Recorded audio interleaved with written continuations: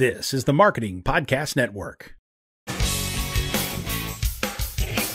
Stories influence, teach, and inspire us. But what about the storytellers who create them? Uncorking a Story profiles storytellers to uncover how their background and life experiences influence the stories they create. We learn what motivates them, their path to success, and what fuels them to keep creating. It all starts by asking one simple question: where does your story begin? Welcome to Uncorking a Story. Now here's your host, Mike Carlin. Well, hello and welcome to Uncorking a Story. I'm your host, Mike Carlin, and today I'm excited to introduce you to Whitney Hanson. Whitney is a poet, and through her vulnerability and authenticity, she has connected with thousands of readers and adamantly believes that poetry is not a dead language. Rather, it's the key to unlocking true vulnerability, which leads to deeper connection with one another. She joins me today to discuss her latest collection, Home. Welcome to Uncorking a Story, Whitney. Hi, I am excited to be here. Thank you for having me. I'm excited to have you here, and I'm going to ask you the question I ask everybody to begin, which is, where does your story as a writer begin? Yeah, so I think that my story as a writer and my story as a published author are kind of two different things.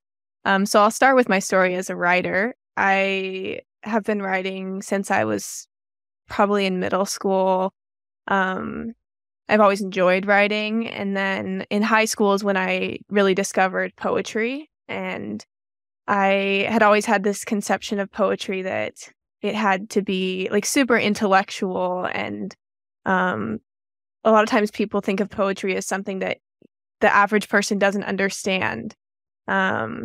And that perception kind of changed when I was in high school because modern poetry was kind of becoming a thing. And the poetry world was changing, and I found that poetry could be more of an outlet of expression, not just this like ancient art form that was difficult to understand for the average person. And so I think that gave me a lot of freedom to just start writing whatever I wanted to write and calling it poetry. And I think that in its truest form, that's what poetry is. It's art without writing without limits. And so that's how I started as a writer.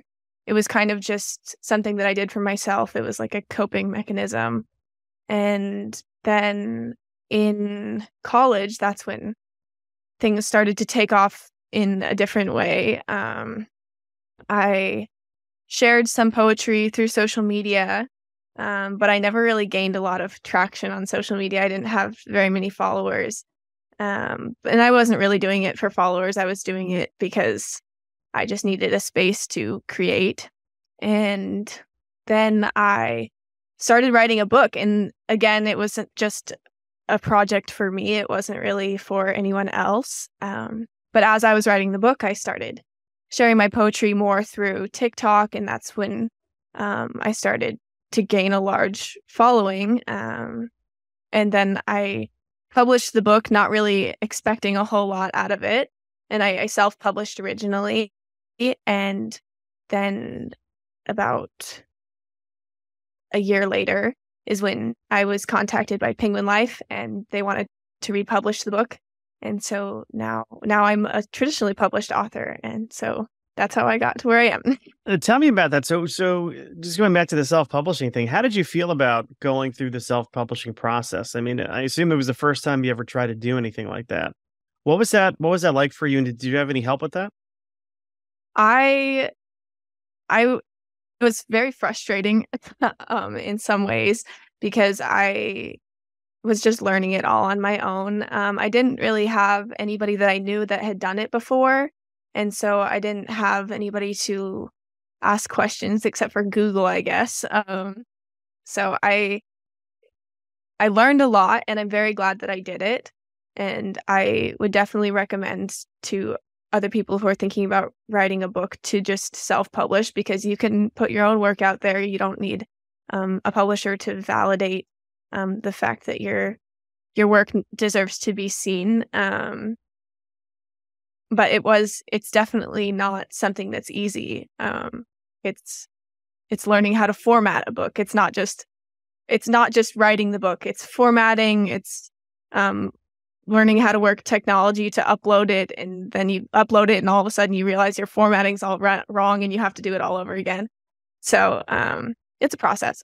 Yeah, it is a steep learning curve. I've done it with my really early stuff, and the first one you learn a lot with that first one, and then of course you can take those lessons into your next projects. But yeah, just from formatting to it's almost like writing is the easy part, and then all of a sudden it's everything else that goes with it, whether it's typesetting it or putting together the front matter, the back matter.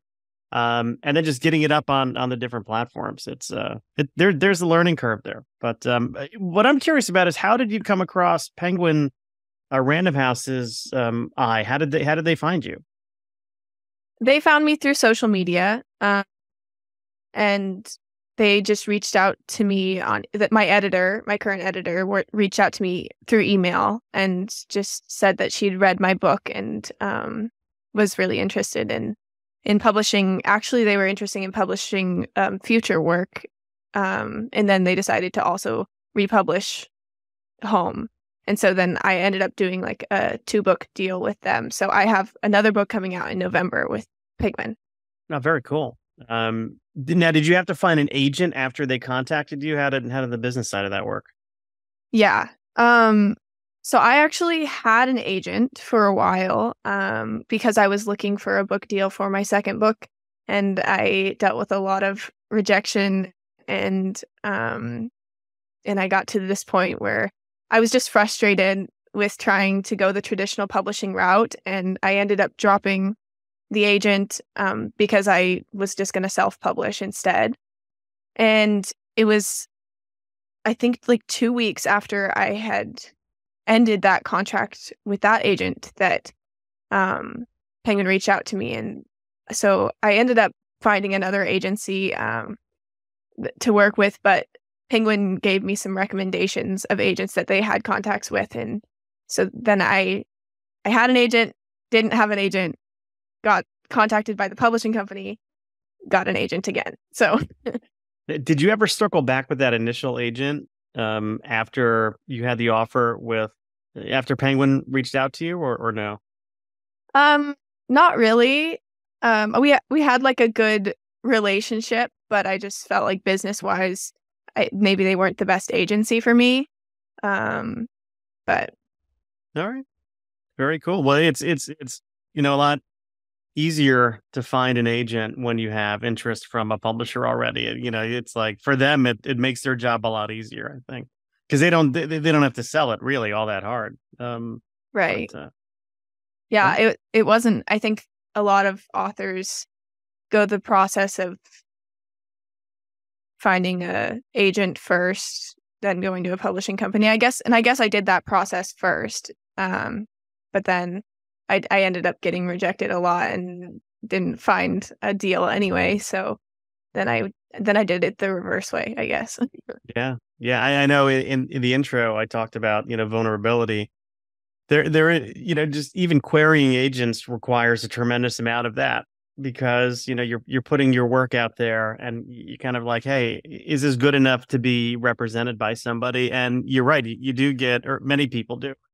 I shouldn't say everybody, but rejection comes with part of the territory, and it takes a thick skin to keep going back at it to find somebody to represent you. Yeah, definitely. And I think that it's not something that people see, like the rejection side of it, because it's obviously like I'm not broadcasting everywhere, oh, I got rejected today. And I think that that's an important part of the author journey is realizing that you're probably going to face some rejection. And it is really hard, especially I think with poetry or with any kind of writing that's really personal, to get rejected, because it's like you're putting your heart and soul out there, and then someone's telling you, no, we don't want that, and that's hard to take. And I didn't deal with it well the first few times, and then I got better at it, and then I got to a point where I was like, well, I I'll publish my own work then because I believe in my work. And so I think it's important to continue to believe in your own work, even if you're not getting those yeses all the time. Did those rejections fuel any of your creativity at all? I honestly would say that they did the opposite. Like I wish I could say that they fueled my creativity and it made me like really adamant about sharing my work, but it actually I was feeling really like not confident in my work for a while because of those rejections, and I was questioning whether I was supposed to be like a real author or whatever. So I think I wish it had, but I definitely I didn't take it really well. Yeah. That's natural.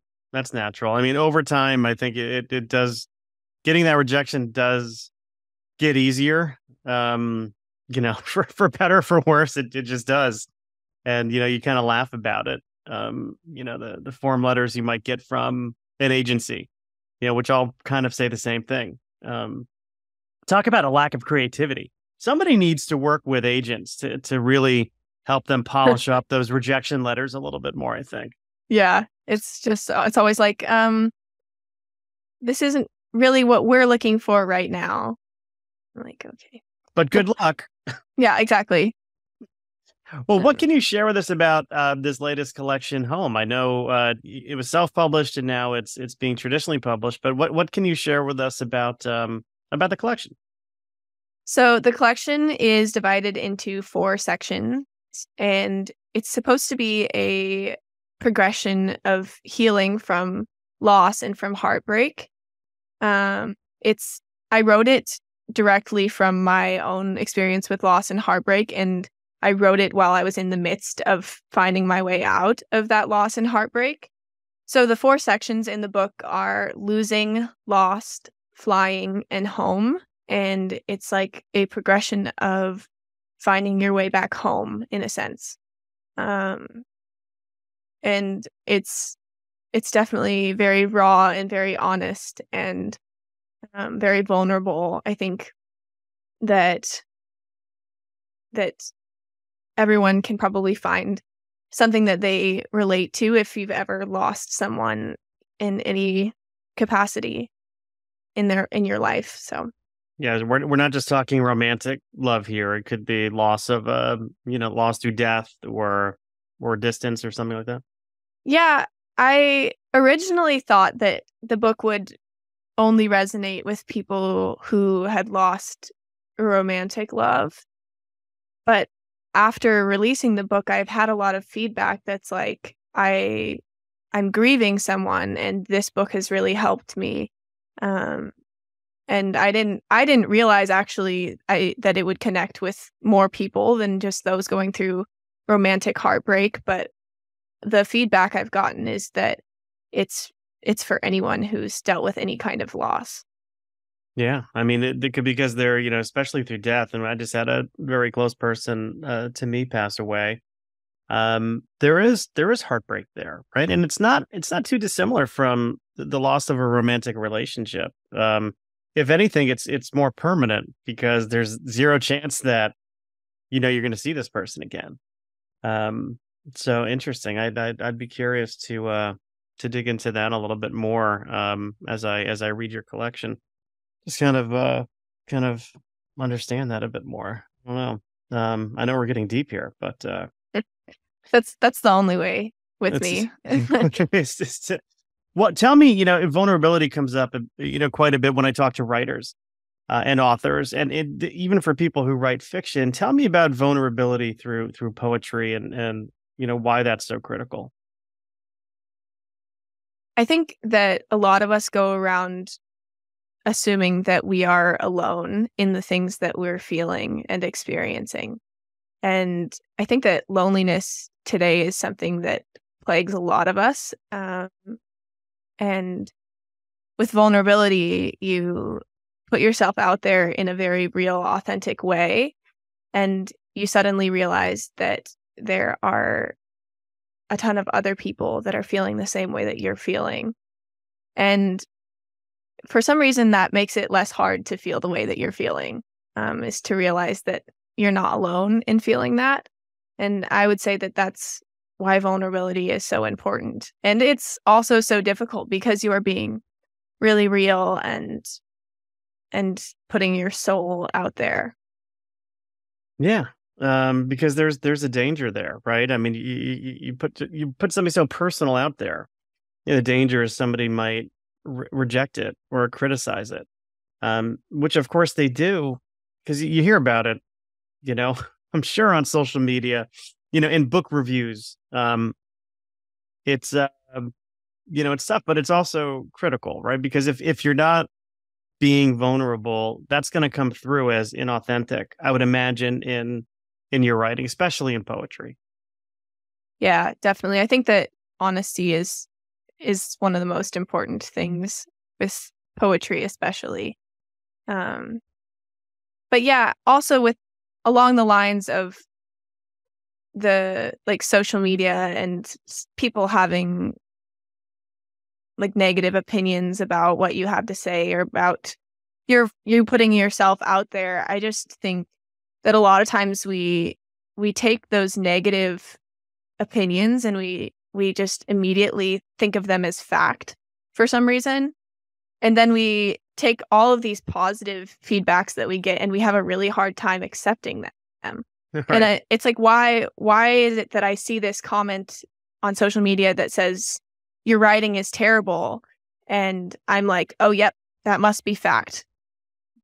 But then you see this comment, 50 other comments that are like, this resonated with me. This is so important to be heard. And you just kind of brush it off like, oh, that's not fact. But I think we need to start taking a lot of those positive comments more seriously. Yeah. I mean, that's where the imposter syndrome comes in, right? This couldn't possibly be true about me. This praise I'm getting couldn't possibly be true because I'm not supposed to be receiving it.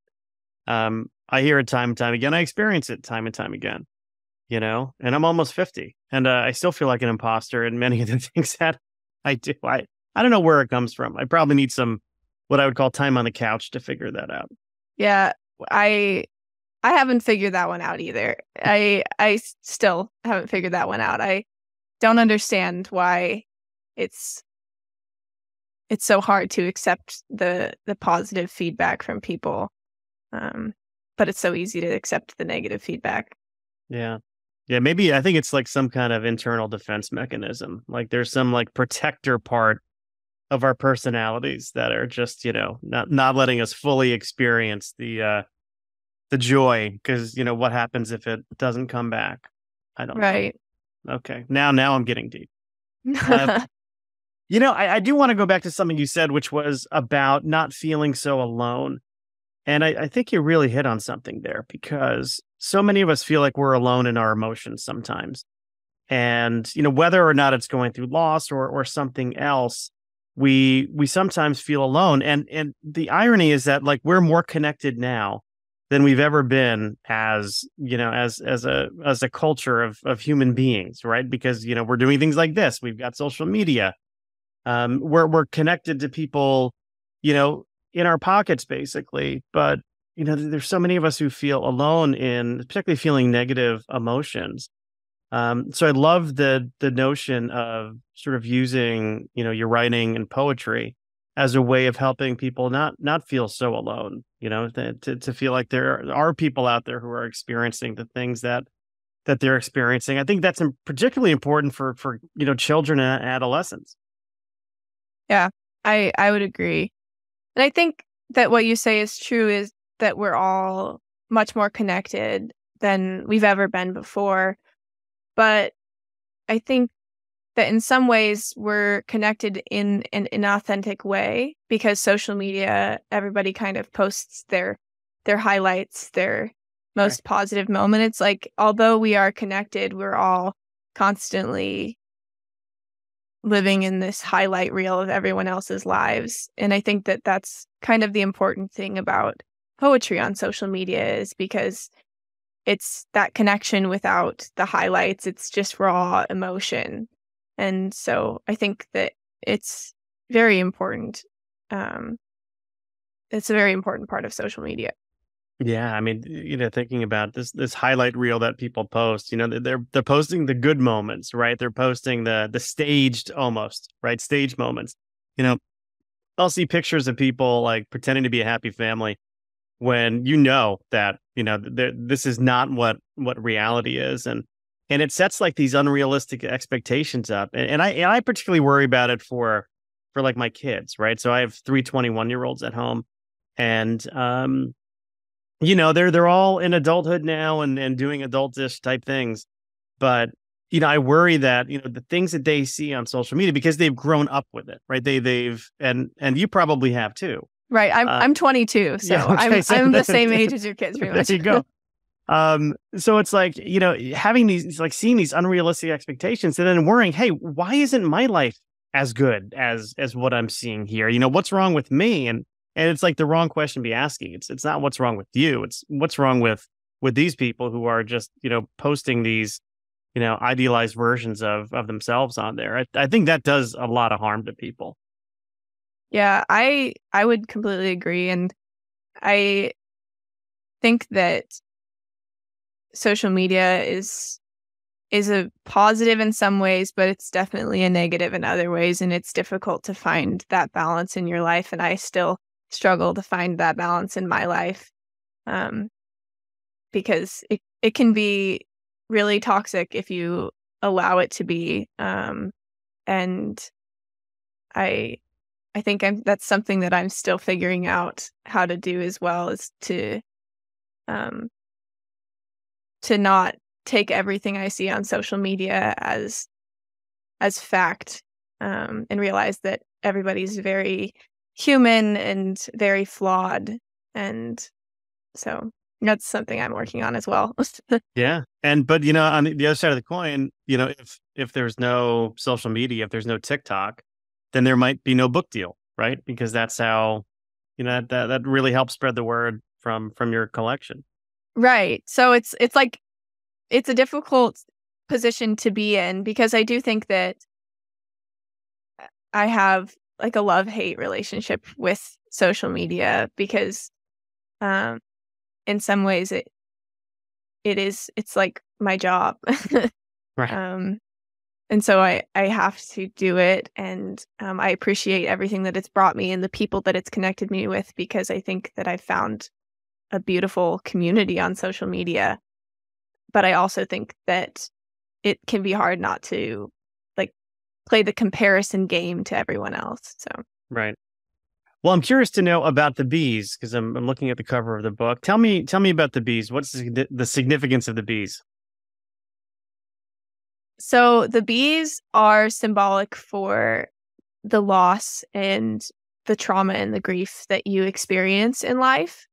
So the way I imagine it, on the cover of the book is a woman's face and then the bees surrounding her face. So I think of like the self as a beehive, and then the bees are like all the things that you've experienced, losses, traumas, negative experiences.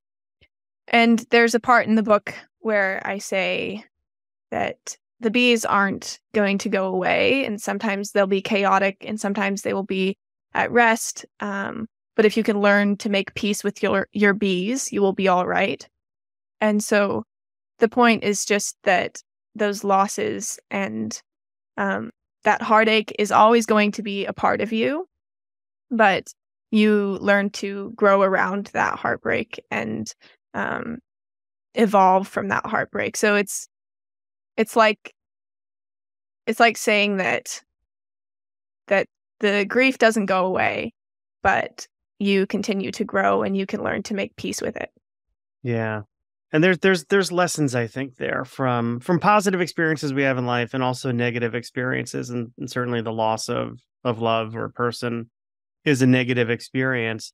But if we, over time can look back on those experiences and say, well, what did I learn from this? How did I grow as a person as a result of this? Then then maybe it's not even grief anymore. Maybe it's something else. Maybe it's a teacher. Maybe it's a lesson. I'm not smart enough to figure out what that is, but I think that's how. I think that's an interesting way of reframing it. Is what did I learn from this experience? How did I grow as a human, and how can I, maybe share that with others somehow?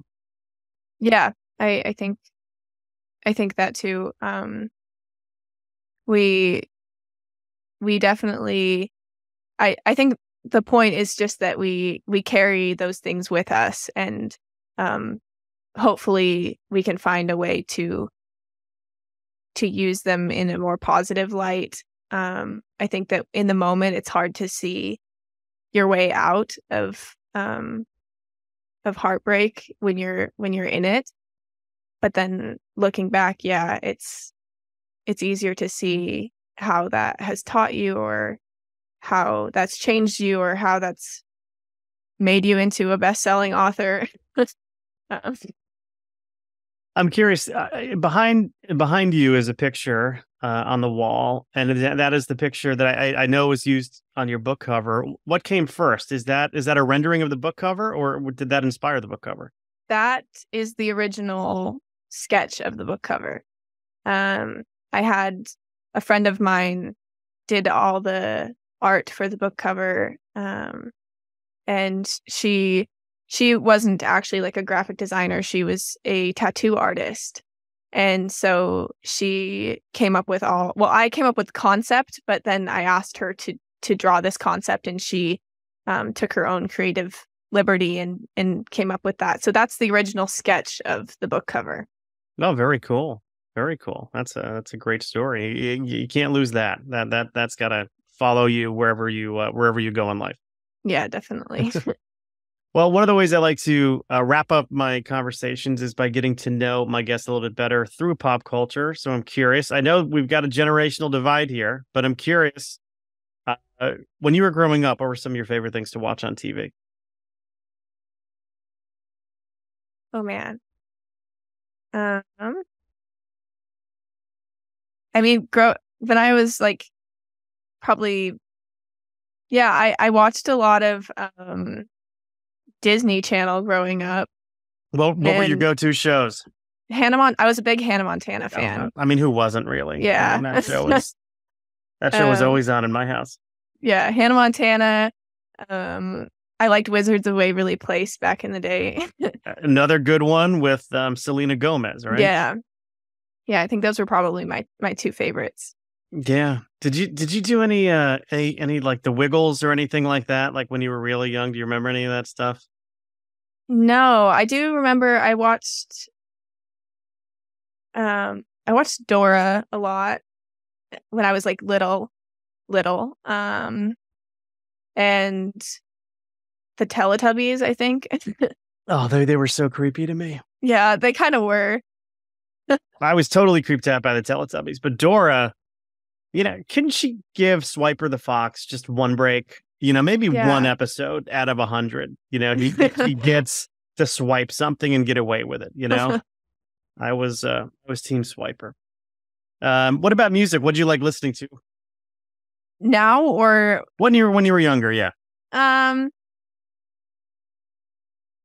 I listened to, like, when I was a kid, I listened to Beethoven's Wig, which was this CD that my grandpa gave me, and I was obsessed with it. And it was like, it's all classical music, but like lyrics put to classical music, and they're all like silly little songs. That is fascinating. I have never heard of this. Yeah, it was kind of an obscure thing, but I remember being really, really into it. And I knew I probably still know all the lyrics to classical songs. So now when I hear classical songs, I don't hear like the Beethoven, the like dun dun dun dun.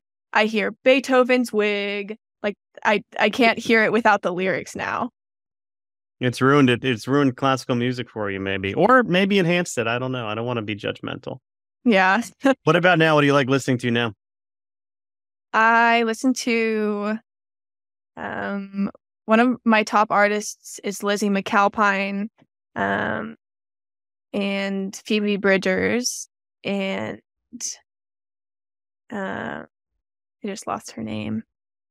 Gracie Abrams. Those are probably my top three. They're kind of like indie a little bit. I don't know how to describe the style, but that's okay. I'm nodding like as if I've heard of them, but I have no idea. That's okay. Maybe Phoebe Bridgers. I think I've heard of her. But if one of my girls were here, they'd probably be kicking me right now because apparently I haven't bought new music since 1990. That's okay. Who's your favorite artist? Oh gosh, I love U2. They're the band I've seen most in concert. I like everybody though. I mean, I don't really have. I can't even say if I have a favorite genre of music because I listen to everything from country to hip hop to heavy metal. Like I'm all over the map musically. I am too. I'm in a weird country phase right now. I was off country for a while. Now I'm back on country. I don't know what happened. When I say country, like I like. If we're talking like Sirius XM, I listen to not the highway, the other one, Y2 Country, which is like from the early 2000s to 2010, maybe. The newer stuff, I don't know. I can't really get into it all that much, but I'm sure it's fine. But I can't. I listen to like I'm also not into. I guess like I'm not into like pop country. I guess I'm into like folk country. But all good. Yeah, all good. Do you have a favorite place where you like to write?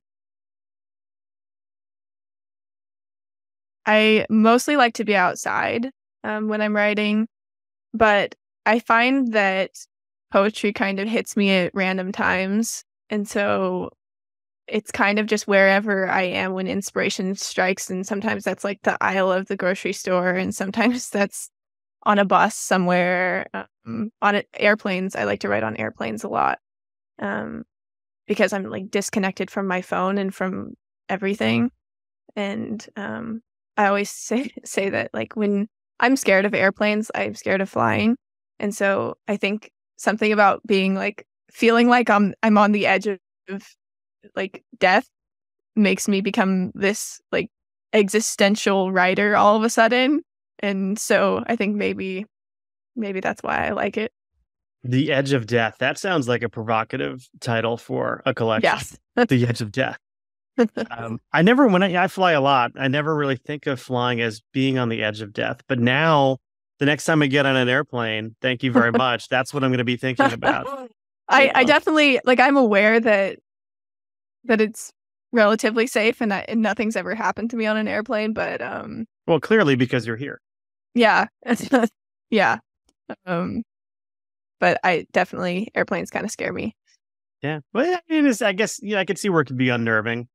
35,000 feet up in the air, traveling at 650 miles per hour. What could go wrong? Yeah. Sometimes I like to convince myself, though, that it's like people figured out teleportation and they didn't want everyone to know that we figured it out.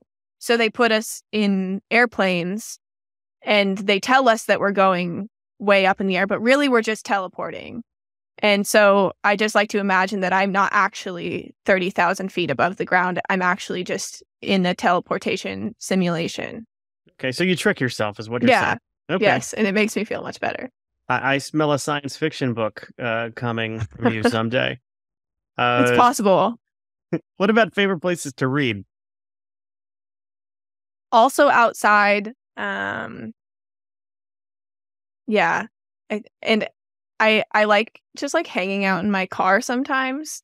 When I have like 15 minutes, when I get somewhere like 15 minutes early, I can just sit and read or sit and write in my car before I have to be where I am. And last but not least, if you could give your younger self some words of advice, what and it's you would start off by saying, "Dear younger me." What comes after that? Dear younger me, what's the advice you give your younger self? I would say, dear younger me, you should believe in yourself more and advocate for yourself more. Because I think that learning to advocate for myself has been something that is really important, and advocate for my work and feel proud of my work is something that I definitely needed when I first started writing. Yeah, sounds like you're getting there. Yeah, I think we're always getting there. I don't think there's a destination, actually. I think we're always just getting there. Well, Nike used to have this slogan. I don't even know if they still use it, but back in my day, they used to say there is no finish line. I think that's kind of true here, right? So Yeah. maybe you might stop writing, but you're never really done. Yeah, for sure. Very good. Well, tell me, Whitney, where can people purchase Home? So you can find Home and pre-order my next book on my website, whitneyhansonpoetry.com. And yeah, follow me on social media at Whitney Hanson Poetry on everything. All right. I'll be sure to put that in the show notes so people don't have to write that down. We'll make it easy to find you. What's the name of the next collection? Do you have a name for it yet? Or It's Harmony. Harmony. And it comes out in November. All right. Very good. Well, we'll be on the lookout. Maybe we'll have you back to talk about Harmony. Awesome. I would love that. Very good. Whitney, thank you for stopping by Uncorking a Story and letting me uncork yours. Thanks for having me.